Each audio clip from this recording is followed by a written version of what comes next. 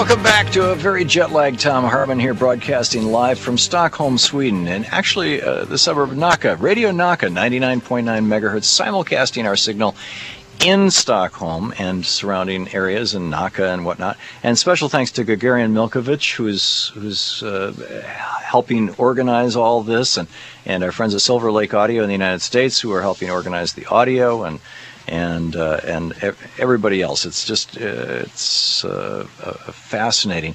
And I wanted to bring in this hour, we're going to get back to American politics as well at the bottom of the hour, and so if you have calls or thoughts on where this is all going with Newt and all these kinds of things, stick around. But for a little bit, being here, Sweden is the epicenter of so many things. And I think of Sweden and Iceland as the economic epicenters of what's going on, frankly, worldwide over the short and long term, and cultural changes as well.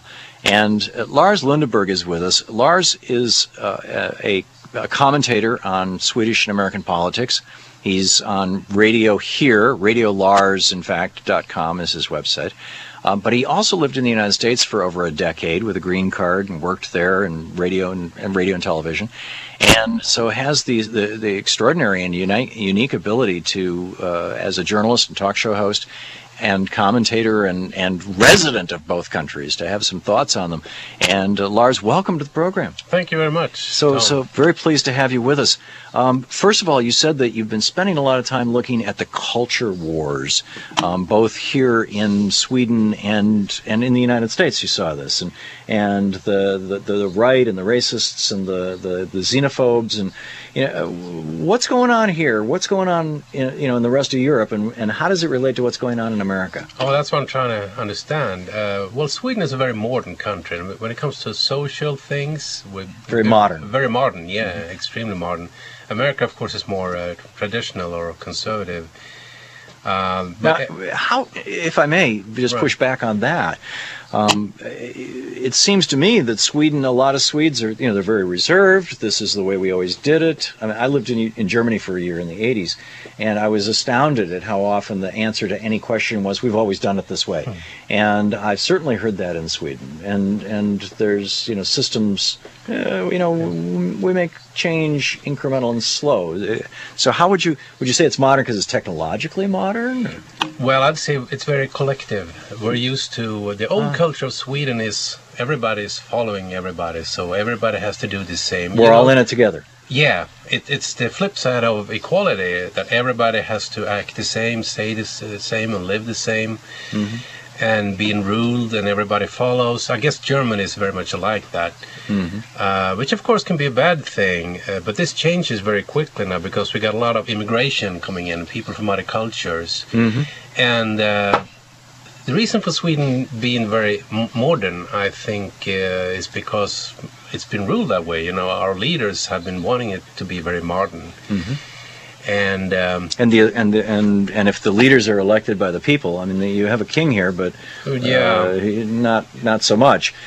So your leaders are the politicians, and so they're reflecting the will of the people, or are they bought off by the billionaires? Hey, that's an idea. Now, which is it? Which is it? Is it really that they're reflecting the will of the people? Not really. It's in America you got lobbyists. Here, the ruling people of Sweden, the people in power and the richest people, have a very very good hold of the politicians. But the funny thing about Sweden is you don't talk much about that. It's not something that's been talked about or whatever. I can give you a quick example. The tax laws of Sweden maybe a couple of decades ago made a poor little carpenter. He had hired a subcontractor, and the subcontractor didn't have his paper in order, so this carpenter had to pay a lot of taxes and almost got wiped out of business because the tax laws told him you're responsible for the people you hire. Sure. But to make a long story short, so this was an outrage. Some papers were read up, and it was an outrage. And then the Minister of Finance said, "Okay, come into my office." And this carpenter came into the Minister of Finance office, and the Minister of Finance called the tax authorities, the IRS, and fixed it. Wow. And everybody said, "Hey, that's a good thing." But of course, that's terrible. I mean, the ministers shouldn't go in and rule in particular small cases, and there were like thousands of other carpenters. If you have problems that are systemic, they should be fixed systemically. Yeah, by the law. That's a good idea. Of course, our king is above the law, technically, so the king of Sweden doesn't have to follow the law. Yeah. So the good thing about Sweden is everybody's very peaceful, people don't riot and fight, but everybody follows what you're supposed to do, what the leaders tell you to do. So it's ripe for being run by the big guys, which is the downside. So the little guys, the immigrants, the people who are visibly not ancestrally Swedish, people of color, people who maybe are third or fourth generation even immigrants, but they're people of color. Right. There is a political party here that would like them all kicked out. Yeah. And Pat Buchanan in the United States, a right-wing American commentator, I remember hearing a speech when he was running for president some 15 years or more ago, where he was basically talking about those people in the banking, which was obvious Buchanan code for the Jews, and those people who are on welfare, which was obvious Buchanan code for African Americans, even though more white people are on welfare than African Americans in the United States. And he just lost a big job because he wrote a book in which he has a chapter called "The End of White America." Oh, the last book's yeah. And so we have this in the United States. You have this here. How's it doing here? What's the situation with this xenophobia, racism, whatever you call it? Well, I guess it started out, back after World War II. There were a bunch of Nazis or neo-Nazis hanging on and building. Well, they were really small, but they kind of formed and built sort of an anti-immigrant party. But their basis is also conservatism or against modernism. They're really against the modernistic society. So they're true conservatives in the Edmund Burke sense. Yeah, I think so. Keep society the way it was when Dickens was around. Yeah. Interesting, though, a lot of the immigrants also are conservative. A lot of immigrants, especially, I talked to a lot of Muslims who are, they're split, but a lot of them are against the modern society. In other words, they don't. They think something like gay marriage is a bad idea. Exactly. Yes. So, and then of course, but not all. There's a lot of Muslims coming here want to emulate the Western world, but some don't. So there's a struggle going on. So that's the old sort of called neo-Nazi movement that you've seen all over the world. But then they have changed. Then they're split into two parts, because usually the neo-Nazis, they hate the Jews because they think the Jews is the root of all evil in the whole world. And the racist, they really believe in race, literally, not just like a slur, but race is everything. But the new anti-immigrant parties of Sweden and Denmark and some European countries, they don't talk about race. They're actually literally not racist. It's not just that they're trying to play nice. No, they're not racist. And they don't hate the Jews. So it's like a huge split in that movement. So what are they, classists? Or what's... Classists. Well, they're still sort of conservative. But not as conservative as... So they just want to throw society back 70 years, that's all. That's a good point, because the Social Democrats ran Sweden forever, for many, many years. That's been the biggest party. And the anti-immigrant party that got into the Swedish parliament recently, Sverigedemokraterna, they're like the Social Democrats were in like the 70s, the 60s or 70s. And the neo-Nazis, they're like the Social Democrats were in like the 30s and 40s. Fascinating. So both want to go back. So in our last hour, we had a representative of the Pirate Party. This is which is kind of the other end. This is fascinating. And I'd like to get into with you a conversation, Lars, about the whole situation with the social democracies. What does it mean to be a democratic socialist in Sweden, or words to that effect? Right after this break. Okay. This is the Thom Hartmann Program. Thom Hartmann here, broadcasting live from Stockholm, Sweden. Our guest, Lars Lundeberg, and more with him, and then we'll be picking up your calls. Back to American politics.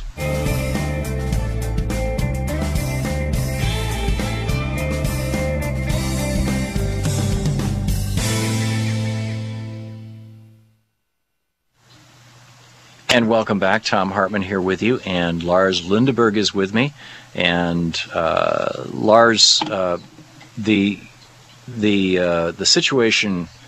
We just take this immigrant situation just a little bit farther, because I am not sure that I really understood what you just said. Okay, about the split. Yeah, about the split. Okay. I understand the people who are the racists. Everybody knows. And somebody, the anti-Semites. Yeah. Everybody knows that, or they've read about it, or whatever. Okay, yeah. And we've certainly seen the consequences of it writ large with World War II, and arguably forever, nations invading other nations and killing people. But the people who are aligning themselves with them and call themselves conservatives, what do they really want? Are you talking about the second immigrant wave, or? No, I mean the second The second group of Swedes who are aligning themselves with the racists, but they're not really racists. Oh, okay. They're basically against Muslims. It used to be that the old neo-Nazis... So they're religiousists. Pardon my interruption. Yeah, maybe. Or maybe it's against... Well, yeah, that's in a way. But no, they're not racist. They're not anti-Semite anymore. They're actually Zionist and pro-Israel. So that's a huge shift. You're talking, anti or for the Jewish state, or anti or for race. So it's a really big shift. But anyway, instead of just hate all immigrants, now they hate Islam and Muslims the most. And they welcome Christian immigrants, especially from countries where Muslims and Christians have been at odds with each other. Mm-hmm. So they kind of welcome people coming in who also hate Muslims from other countries. I'm talking about the party that got into the Swedish parliament recently with something like, 5-6% of the votes. This party is named Sverigedemokraterna, the Sweden Democrats, which is the basic group. And the other part, the true neo-Nazis, they're more left out in the cold. They're still there, but they're very few. I think their party, the biggest party, got something like 1,200 votes in the last election. Sweden has something like 9 million people. So there's not much there. There's not much there, but I started following these guys for maybe 9 years ago. I read everything on the internet, and I subscribed to one of their newsletters. And I try to understand everything about them, and I thought I should grow tired of that story for, after 3 or 4 years. But it's fascinating to watch a group that sees yourself, or you see society from the outside. Yeah. I was born and raised in Sweden. I lived some 10 years in the States, which means I saw the United States from the outside, and I was there for 10 or 12 years. And I started to see Sweden from the outside. So it's really fascinating to learn and watch how other people see your things. And I spent all my time working on radio and TV with a lot of journalists, and the neo-Nazis, both anti-immigrant groups, they really hate journalists. So I get their view on the media and on everything. Also, Sweden used to have a really strong communist or really leftist parties, several of them. And some of those ideas from the old left, from like the 50s and 60s, all the way from the 30s and the 50s, 60s, are now being taken over by those neo-Nazis. And what I sense in my nose is picking up. I think those neo-Nazis are going to grow, and I think a lot of the militant Muslims are going to grow, and they have some things in common. They hate the Jews, and they hate modernity. We have to take a break.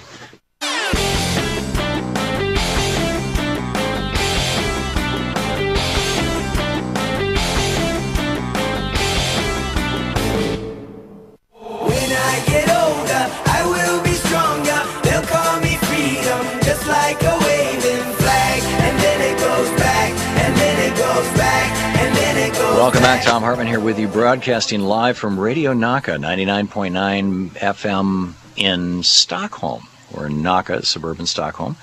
And Gagarin Milkovich and all the good people here, Karen, thank you all for all your help and everything that you're doing. We're so pleased to be here. And to the good folks at Silver Lake Audio for helping make all this happen. So with me in the studio is Lars Lundeberg, who's has this unique perspective as somebody who has lived in the United States for over a decade, worked in the United States, and is a Swedish commentator, a Swedish, essentially talk show host and commentator and journalist. RadioLars.com, his website. And Lars, just to summarize the conversation from the last segment, you said that the thing that this new group that has emerged, which is called the Swedish Democratic Party, but how do you say it in Swedish? Sverigedemokraterna. Sverigedemokraterna. Yeah, close enough. Okay. Yeah. That this party is they're not racists, and they're not anti-Semites, and they're not friends with the Nazis on those bases, but they are aligning themselves with the Nazis because they hate Muslims, and it's their hatred of Muslims, and then the other guys hate Jews and people of color, and so the two of them are getting together and saying, we're the people who hate people. Right? I find that incredible. Now, with regard to the United States and Sweden, Sweden is world famous for being a social democracy, a democratic socialist society, a society where from the moment you are born, arguably from the moment a woman is pregnant, until the moment you die, you never have to fear that some disaster, whether it's a car accident that disables you, or cancer, or whatever it may, or being born with some sort of a birth defect or something like that, you never have to worry that having that happen is going to wipe you out. In America, half of all bankruptcies happen from people who simply got sick, and half of those people were insured. And they still wiped them out. Yeah. And then fully a third of bankruptcies in America are the result of women getting divorced, and they don't have an independent income high enough to cover the bills that they have, the half of the bills that they walked out of the divorce with. None of that would ever happen here in Sweden. So what lessons does Sweden have for America? And how do the Swedes think about this?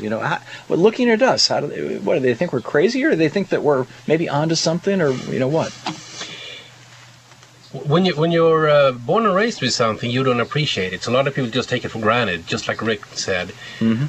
Also, what I discovered or experienced in America was that life could change more quickly, and you had to be really responsible for your own life. So the good thing is that you feel that you're alive more, because you constantly have to.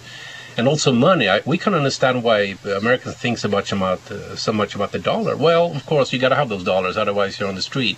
Yeah. And I imagine myself being on the streets, a couple of weeks after the next paycheck. So I could have that. I felt that feeling myself. When you were in America? Yeah, when I was in America, although it never happened. But I could feel that feeling, and sometimes have to choose between paying the rent or buying canceled food or whatever. And so when you don't have that. You can.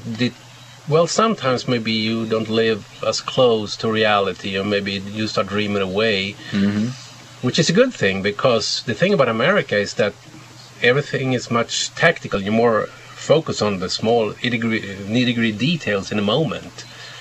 And the best thing about maybe Sweden is that, and I've talked to people coming from Russia, is that you have this luxury in a way of thinking the big thoughts, but you can't change your life that much. It used to be if you work real hard, you got to taxes, you didn't get much more money, although that's changed a little. But Sweden doesn't have as many millionaires and billionaires relative to its population as most other countries. In fact, you only have a handful. Right, and you don't have poor people here. I mean, desperately poor people. No, not that much, no. So, in a way, the bad thing is you don't feel that you can change your life. You don't feel that you're in control everybody's stuck life. In the middle class. Yeah, in a way. I mean, I'm not trashing. I think it's very good. Yeah. And I think, of course, just like anybody can call the cops or the fire department, no matter how many times you're burglarized, you should be able to go to get medical care. No matter what, I think. Of course, there's a problem, because good medical care is about how you live your life, what you eat, if you exercise, and you don't really want the government to tell you, what to eat or how to live your life. So there's a problem. But with everybody paying for it, isn't there a social pressure not to smoke, not to become obese, not to, Yeah, a little bit. There was a Swedish talk show who brought that up. Some callers called in and said that, well, if they eat fatty foods and drink, it's their problem. We shouldn't be paying for it. But basically, it doesn't really work that way. People just expect the government to be there. There's very much a sense here that we're all in this together. We're all Swedes. We take care of each other. I am my brother's keeper. which sounds very good. But I gotta say, there's a downside to it, because it went back to Sweden. In Sweden, everybody has to be the same. Those anti-immigrant parties I talked about, they're reflecting Sweden a few decades back, where everybody had to be the same. Yeah. And of course, people coming from other cultures, they're different. So there's a lot of things happening. People coming in with new cultures, different cultures, right. And people here have to adjust, and they have to adjust. So there are a lot of things going on. And I hope it's for the better. I hope it's not a powder cake, whatever. In the minute we have left, is the immigrants, is this the result of being part of the European Union? It's easier to get into and out of Sweden if you're from another EU country? I think it's basically the result of the Swedish politicians pushing it that way, EU or not EU, no matter what. And I think Swedish politicians have started looking more towards America. We're becoming more and more like America, actually, the modern sense, all the modern stuff. And of course, America being an immigrant society. Yeah. Except that there's no way that you would have a political party have as a platform, do away with Obamacare, which is just the smallest step toward a national healthcare system, It's just, or privatize Social Security. George Bush ran, he in 2005 when he was reelected, his first priority was to take Social Security and hand it all to Wall Street. I don't think anybody in Sweden would do that. No, well, the big banks and the big guys, they still run the show over here. Actually, Goldman Sachs is in here too. So. Oh my.